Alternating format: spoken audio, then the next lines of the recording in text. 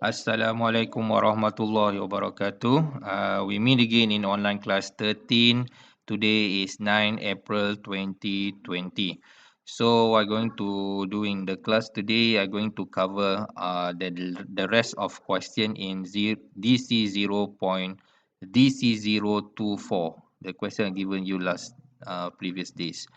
Okay, so today actually is a simple type of question because I directly take the question from the DC024.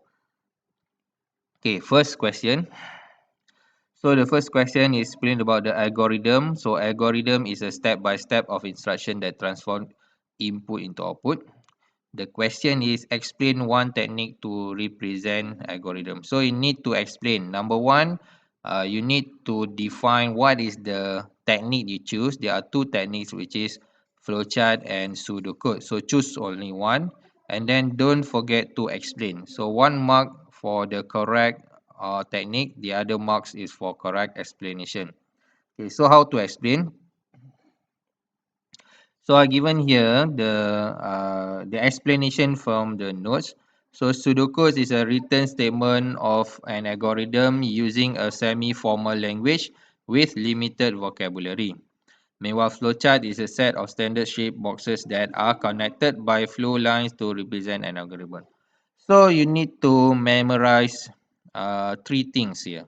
Number one, the explanation of algorithm. What is algorithm? Algorithm is a step-by-step of instruction that transform input into output. Number two, the definition for pseudocode.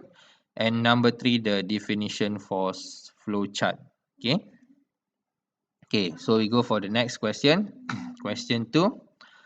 Question 2, convert the following input process output into a pseudocode. So given to you the problem analysis, IPO. So there are two inputs, the one process and one output. So change to pseudocode. Remember the indentation. Okay, we start. The next line, input number 1, comma number 2. And then I put a little bit of descriptive here. Actually, if you don't put the descriptive part, also okay, no problem. Just direct to the formula, also no problem. Okay, because the question is very simple, so I put a little bit of descriptive here.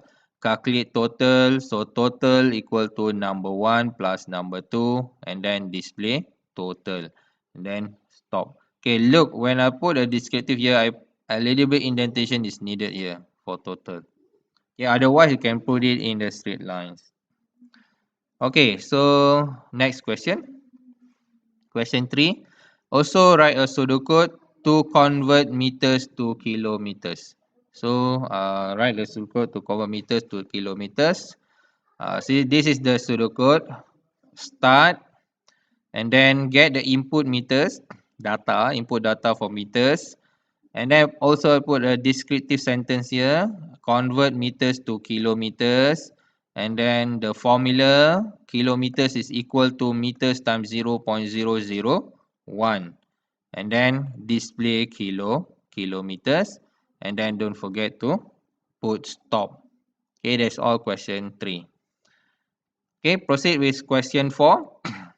Calculate the total amount customer needs to pay for a set of lunch meal and a set of kids meal ordered after 10% sales and service tax. Okay, this is the tax 10%.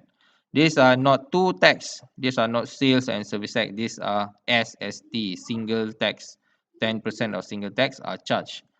Display the total net price paid based on quantity bought. Okay, so number one, you should ask yourself, either this question have input or not. Okay, if you read from the first line, it's like no input because it said that needs to pay for a set of lunch meal and a set of kids meal.